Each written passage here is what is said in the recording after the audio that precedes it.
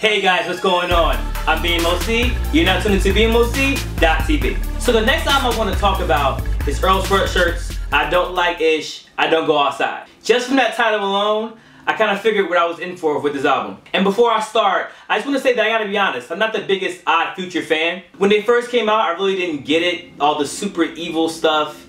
I know Tyler, the creator, is like the spokesperson for the team. And some of the stuff he was saying, I was like, I don't know if this is for me. But every time I would have conversations about it, they always brought up that Earl Sweatshirt was one of the most lyrical in the group. And since he's received so many cosigns, Earl's always been on and off my radar. So for this album, I was like, why not? Let me give it a shot, listen to it all the way through, and see what's up. So going into the album, I already knew that Earl was a producer/rapper, but I was really surprised that he produced every single song on the album, besides Off Top and Grown Ups. One of the things that caught me was that his abstract production matched his abstract rhyming style. So I actually want to go into some of my favorite songs on the album. So one of the first tracks that stood out to me was a song called Mantra. The beat is super dope. It sounds like he's like recording it in like a dungeon, almost. I really love his flow, just the complexity of the words and how he matches his rhymes. It's super catchy. I'll be really surprised if it wasn't the second or third single. And for a 21-year-old, he really has almost a sense of self-worth in knowing who he is. Like the second verse, he's talking about his ex-girlfriend and some of the issues that she's had with him, but he's owning it. Like, yeah, I know you hate this, and when I did this and I did that, but I'm owning who I am, like, take it or leave it. Also, I love how the beat switches at the end.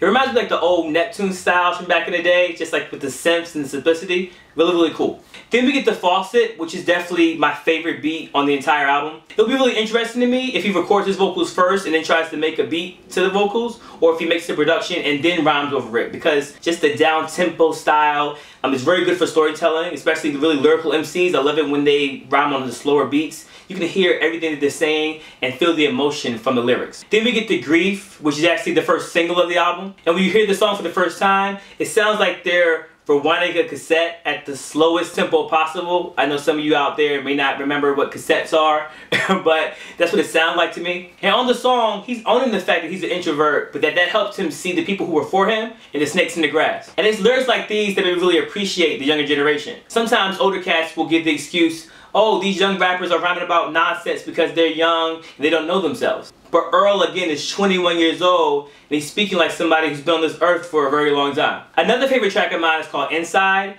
It's another introspective song. But he reflects back to the early days of Odd Future, when they were just getting their fame, and how he adjusted to the newfound success and stardom. The beat is really early 90s style, something I could hear Nas rhyming to in the It Was Written days. And one of the last tracks I fell in love with was Wool.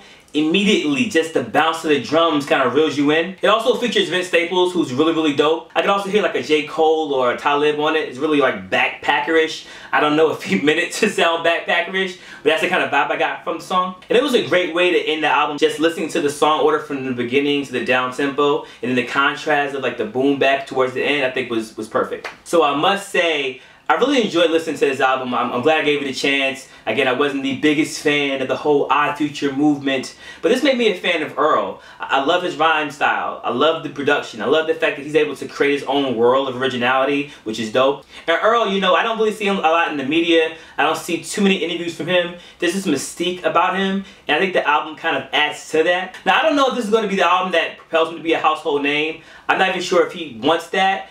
But at 21, he definitely has a long, bright future as a rapper and producer. So yeah, if you're a hip-hop head, if you love complex lyrics, if you love the laid-back, down-tempo beats, definitely check this album out ASAP. So what are your thoughts? What do you think? Were you guys a fan of him during the mixtape days? I heard Doris. Doris was pretty cool. But what did you guys think about this album? How does it relate to his previous work?